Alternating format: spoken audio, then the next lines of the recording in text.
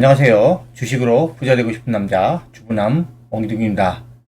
자, 이번 주 주식 시황 그리고 지금 현재 시장에서 이슈가 되고 있는 종목들 또 어떤 종목들을 좀 주목을 해야 되는지에 대해서 설명해 드리도록 하겠습니다. 자, 먼저 코스피입니다. 코스피 지수가 지금 이번 주에 지금 3거래일 동안 지금 음봉을 맞으면서 내려왔죠. 그 전주까지만 하더라도 이렇게 강하게 상승하면서 올해 6월달, 7월달에 고점을 잠깐 넘어섰다가 지금 내려왔는데 이거는 이제 단기에 많이 상승해가지고 지금 자연스러운 조정이다라고 보시면 될 것 같고요. 그리고 이제 다음 주에 이벤트가 하나 있죠. 다음 주에 옵션 만기일이 있습니다. 옵션 만기를 앞두고 지금 조정을 하고 있는데 코스피 수급을 보시면 누가 팔고 있냐? 기관들이 팔고 있죠. 기관들이 3거래 연속으로 지금 엄청나게 지금 팔고 있는데 기관 중에서도 그러면 누가 그렇게 많이 팔고 있냐? 금융투자입니다.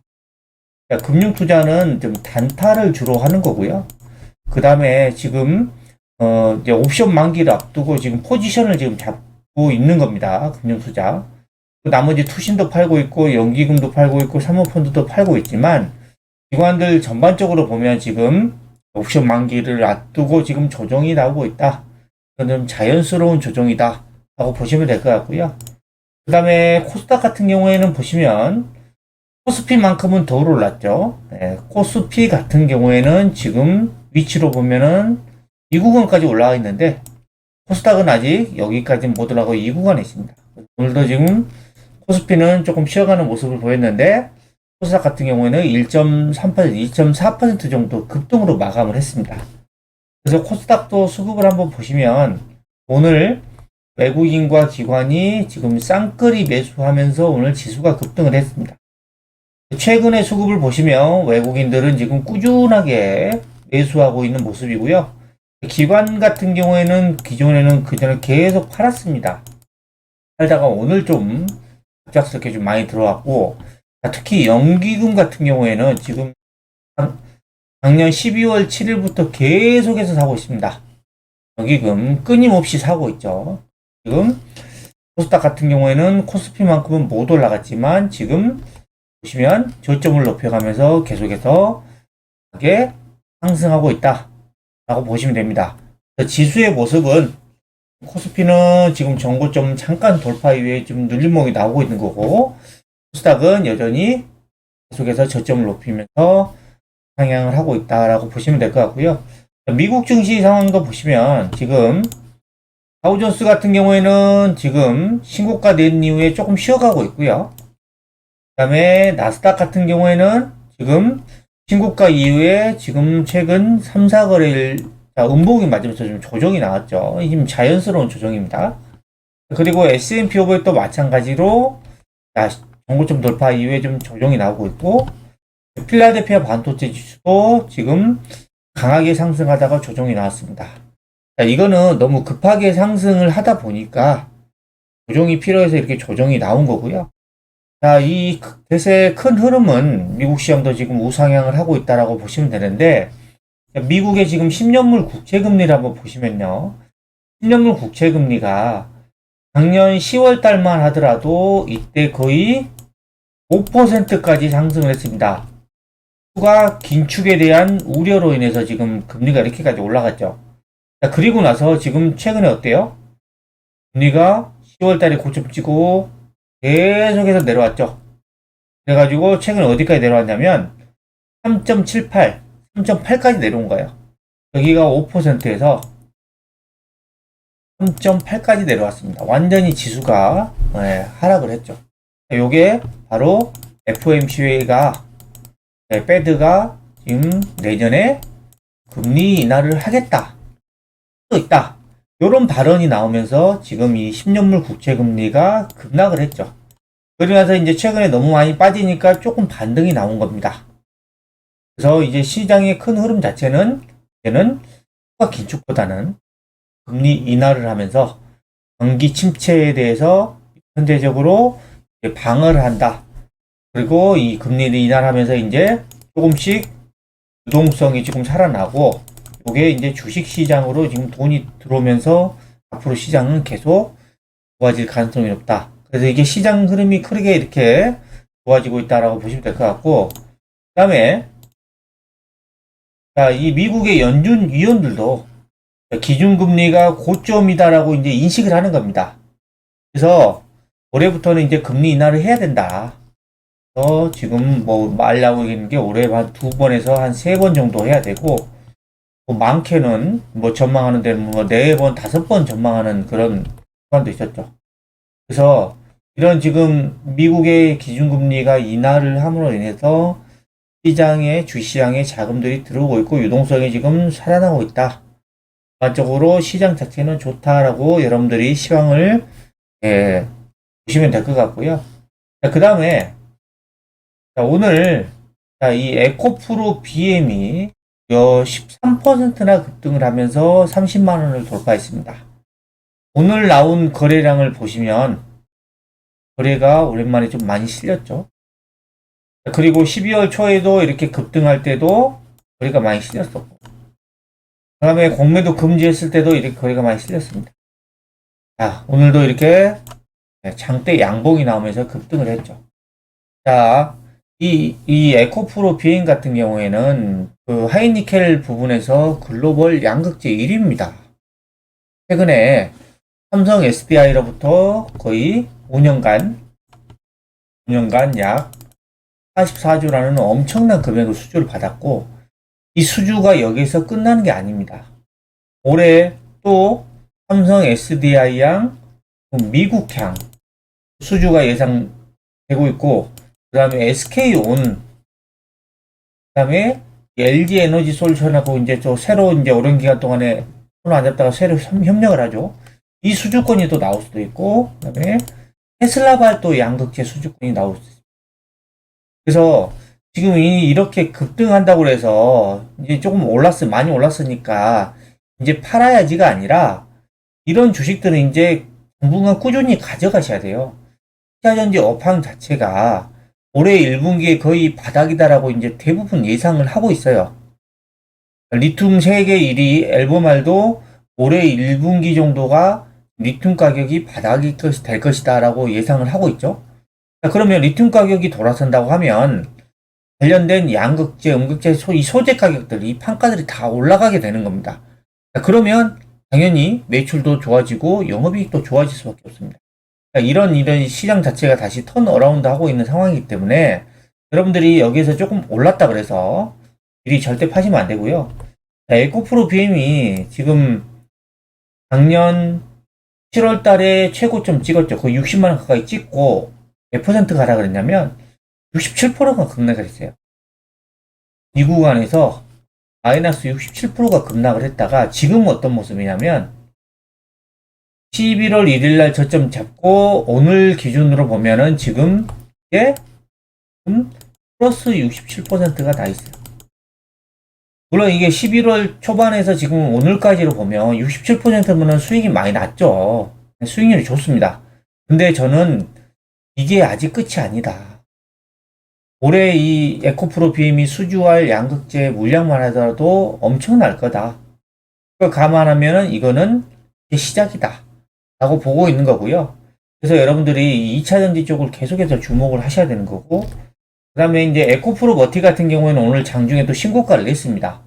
3%까지 급등하다가 좀 밀리면서 마감을 했는데, 제가 볼 때는 이런 오늘 세력들이 너무 급등시키지 않고 이제 어느 정도 브레이크를 잡으면서 조금 쉬어가는 모습이 나오는 것 같습니다. 하지만 에코프로 머티의 지금 추세 자체를 보시면 강하게 올라가고 있다라고 하는 거고, 그 다음에 2월 달에 MSCI 편입이다라고 하는 이런 이슈 모멘텀이 남아있죠.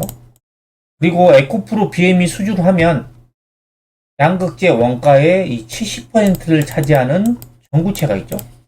이거를 지금 에코프로 머티가 다 가져갈 수밖에 없는 상황이고, 에코프로 머티 같은 경우에도 이제 에코프로 BM의 매출 규모가 압도적으로 높은데 고객사를 다변화하기 위해서 지금 계속해서 접촉을 하고 있죠.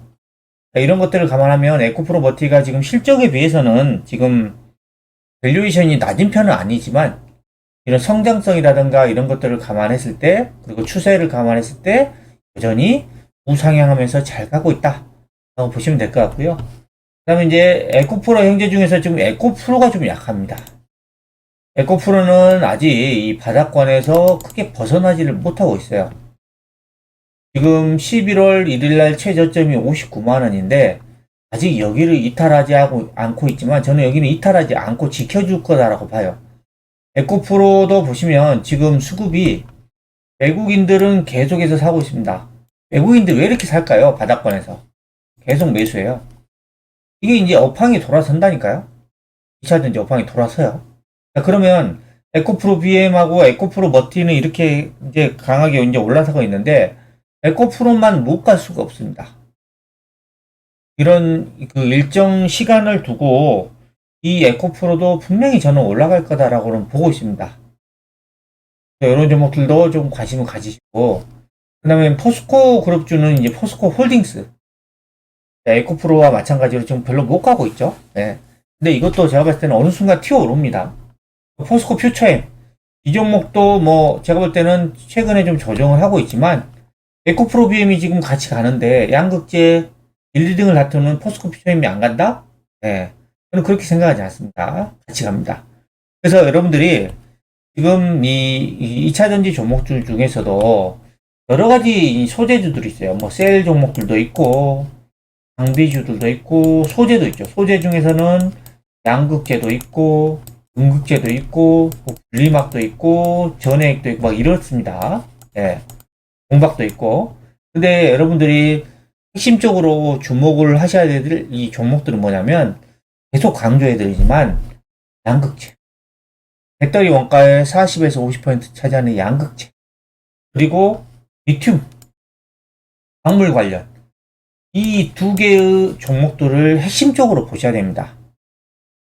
나머지 이런 소재들도 나쁘지는 않지만 제가 볼 때는 이 광물 쪽하고 양극재 쪽이 앞으로 시세가 나더라도 더 많이 올라갈 수 있는 여력이 있다라고 보고 있습니다. 그래서 이쪽에 좀 계속해서 집중을 하시고요.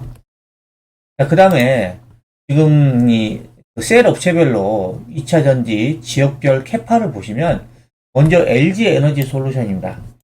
자, LG 에너지 솔루션이 작년까지만 하더라도 중국이 제일 컸고, 그 다음에 유럽, 그 다음에 미국이었습니다. 근데 올해 같은 경우에는 중국은 크게 변화 없고요. 유럽도 크게 변화가 없는데 미국의 지금 시장이 엄청나게 커집니다. 자, 그리고 올해뿐만 아니라 내년에 보시면 미국 시장이 더 커집니다. 미국 캐파가. 그러면 2025년도가 되면 미국의 지금 캐파가 중국과 유럽을 뛰어넘을 것으로 예상을 하고 있습니다. 미국 시장이 이렇게 커지고 있다는 거죠. 이걸 계속 주목을 하셔야 되고, SK온 같은 경우에도 보시면요. 그동안은 이제 유럽이 좀 강했습니다. 유럽의 물량들이 좀 강했어요.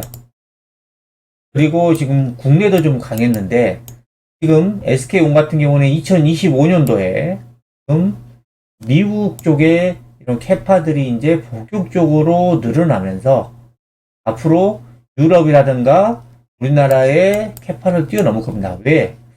미국이 왜 이렇게 생산 캐파가 늘어나냐? 미국이 세계 최대의 전기차 시장이에요. 전기차 판매 대수로 보면 중국이 세계 1위지만 배터리 용량 기준으로 보면은 미국이 세계 최고입니다. 그러니까 미국에서 시장이 크기 때문에 미국에서 생산 캐파를 늘려가는 거예요. 삼성 SDI도 보시면 지금 올해부터 보시면은 미국의 물량들이 늘어나고 내년에는 지금 올해죠, 올해 2024년에 미국 물량이 급격하게 늘어나고요. 2025년도가 되면은 더 급격하게 늘어납니다. 미국, 자, LG 에너지 솔루션도 미국의 캐파가 제일 많죠, 앞으로. 삼성 SDI 제일 많죠. SK온도 그럴 거예요. 왜? 미국의 배터리 시장이 제일 크니까. 그래서 여러분들이 이런 것들을 감안했을 때, 예? 이런 그 미국에서 지금 중국 전기차라든가 배터리를 계속 규제하고 있죠. 우리나라 K 배터리가 지금 싹쓸이 하는 겁니다. 미국에서 시장 점유율이 거의 80%예요, 앞으로. 그래서 지금 지역별로 전기차 배터리 생산 캐파를 보시면 지금 근데 올해까지만 하더라도 지금 유럽, 미국, 중국이 거의 비슷비슷합니다. 그런데 내년부터 달라집니다. 그래요? 이게 미국입니다. 그 다음에 유럽, 그 다음에 중국입니다. 미국 시장이 엄청나게 커져 있고 계속해서 제가 여러분들에게 미국 시장에서 이 K 배터리가 엄청나게 성장을 할 것이다 라고 말씀을 드리는 겁니다. 그리고 올해 글로벌 전기차 판매량이 작년보다 지금 20% 성장할 것으로 전망되고 1670만 대를 예상을 하고 있습니다. 이게 이제 어제 나온 기사인데, 자, 전기차 이 배터리가 그동안은 50%, 60%씩 성장을 했어요. 그러다가 이제 20% 정도 성장할 것 같으니까 이제 성장이 둔화가 됐다라고는 하면서 뭐 이런 악재들이 많이 나오고 있죠. 근데 20% 산업이 20% 성장하는 것도 엄청나게 성장하는 겁니다. 근데 이제 그동안 과거에 너무 급하게 성장을 했으니까 20%는 눈에 안 들어오는 거죠. 근데 올해도 이렇게 성장을 한다는 것을 여러분들이 꼭 기억을 하셔야 돼요. 그래서 미국의 올해 전기차 판매 대수는 지금 190만 대를 기록할 것으로 보이는데 작년 대비해서 무려 35%가 늘어난 추세입니다. 35% 성장이에요. 미국은 올해도. 글로벌 전기차 시장은 20% 성장인데 북미 시장은 35% 성장 예상합니다. 그래서 제가 여러분들에게 계속 미국이다라고 말씀을 드리는 거고 캐나다까지 포함하면은 지금 총 210만 대의 전기차가 판매될 것으로 예상을 하고 있습니다. 중국은 올해도 전기차 시장 점유율 1위를 전망을 하고 있지만 중국은 글로벌 시장에서 지금 계속해서 고립되고 있죠. 미국은 못 들어가, 유럽은 또 계속해서 지속적으로 규제를 하고 있어. 중국 내에서만 팔아야 돼요. 그러니까 이거는 크게 의미가 없어요. 그리고 유럽 같은 경우에는 전기차 판매량이 올해 대비해서 전년 대비해서 9% 늘어나는 거고 유럽 쪽의 전기차 판매량도 한 360만 대를 예상하고 있습니다. 그래서 핵심은 이 북미 시장이 지금 엄청나게 지금 커지고 있다 라고 여러분들이 기억을 하셔야 되고, 자, 그리고 최근에 IRA 이 보조금 관련해서 이 규정을 발표했는데 결국에는 미국에서 생산되거나 부품을 조립하는 전기차 브랜드만 IRA 보조금을 받을 수 있게끔 했습니다. 그래서 미국에서 생산되고 있는 배터리 부품, 소재 요건을 충족하는 전기차를 사는 소비자에게만 약 3만 원에 가까운 보조금을 주겠다. 미국 이외에 다른 나라에서 생산하는 것에는 보조금을 안 주겠다. 그 중에서 올해부터 지금 중국산 배터리 부품을 쓰는 전기차는 보조금을 주겠다. 보조금 지급 지원 대상이 43종에서 올해 19종으로 줄어들었죠. 그래서 지금 IRA 같은 경우는 최근에 FEOC라고 하는 외국 의료기관이라는 세부 규정을 발표를 했는데 여기에서 이제 외국 의료기관, 중국 등의 외국 의료기관이 부품을 사용해서 사용하면 보조금 받을 수 없다는 규정인데 중국이 여기에 지정이 되어 있고 중국하고 합작을 하더라도 중국 정부의 지분이 25% 이상이 돼버리면 외국 의료기관으로 판단이 되고 지정이 되면서 보조금 혜택을 받을 수가 없습니다. 중국하고 계속해서 비즈니스를 할 수가 없는 상황이에요. 그렇죠? 그리고 GM 같은 경우에는 보조금 혜택을 받을 수 없는 이 전기차에서 자체적으로 지금 프로모션을 하는 겁니다. 자체적으로 인센티브를 7,500불을 달러를 제공을 하겠다. 정부 보조금 지원 대상 차량에도 세액 공제하고 동일하게 액수. 이건 뭐예요? 전기차 판매를 활성화하겠다. 당연히 정부나 이런 기업에서 보조금을 지급해주면 전기차 가격이 내가 지불해야 될 전기차 가격 자체가 다운되기 때문에 이 전기차의 수요가 좀 더 늘어날 가능성이 높겠죠. 판매 대수가 늘어나는 거죠. 그리고 지금 이탈리아 같은 경우에는 이 전기차 판매를 촉진하기 위해서 한 약 1조 3천억 규모의 보조금을 지원할 것으로 지금 검토를 하고 있습니다. 그래서 지금 최대 거의 2천만 원 가까이 보조금을 지급할 계획인데 이탈리아는 독일, 프랑스에서 유럽에서 경제대국 3위입니다. 근데 판매된 전기차가 전체 신차 판매의 4.2%밖에 없어요. 전기차 전환 속도가 매우 늦는 거예요. 그래서 이걸 좀 급격하게 좀 늘리기 위해서 이탈리아가 지금 드라이브를 걸고 있는 거고, 최대 2천만 원까지 지원받으면 전기차 엄청 싸게 사는 거잖아요. 그러면 전기차 판매 대수가 늘어나겠죠. 그리고 마지막으로 세계 배터리 협회가 지금 창립을 합니다. 어제 나온 기사죠. 근데 한국과 미국과 일본과 유럽이 참가를 하는데 중국을 배제해요. 중국은 고립입니다. 글로벌하게. 한국, 미국, 일본, 유럽만 한대요. 그러니까 중국하고 같이 손잡거나 하면 중국은 앞으로 유럽이나 미국 시장에서 계속해서 들어올 수가 없는 상황입니다.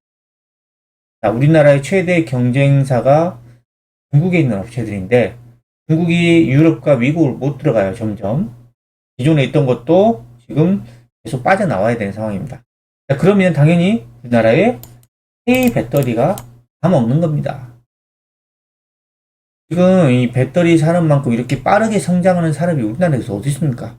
그리고 이런 기술력을 가지고 있는, 핵심 기술력을 가지고 있는 이 산업 자체가 배터리 말고는 얼마나 됩니까? 반도체 같은 경우에는 이 생산하는 능력은 되지만 이런 핵심 기술들, 그다음에 장비 이런 것들이 아직도 미국이라든가 유럽의 이런 도움을 받지 않으면 생산하기가 어렵습니다. 하지만 배터리 같은 경우는 그렇지 않잖아요. 우리나라가 셀, 장비, 소재 이런 거 다 생산하잖아요. 거의 수십 개라 됐잖아요. 그러니까 이런 것들을 감안했을 때 이런 2차 전지 쪽이 이런 글로벌 국가 자체적으로도 지금 우리나라 K 배터리 계속 밀어주고 있는 상황이다 보니까 이쪽 산업이 계속해서 성장할 수밖에 없다라고 보시면 됩니다.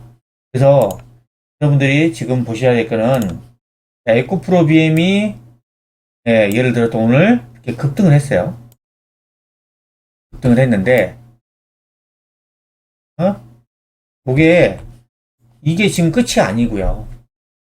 올해 에코프로 BM 이외에 2차 전지 쪽에 수주가 제가 봤을 때는 예상치가 넘쳐납니다.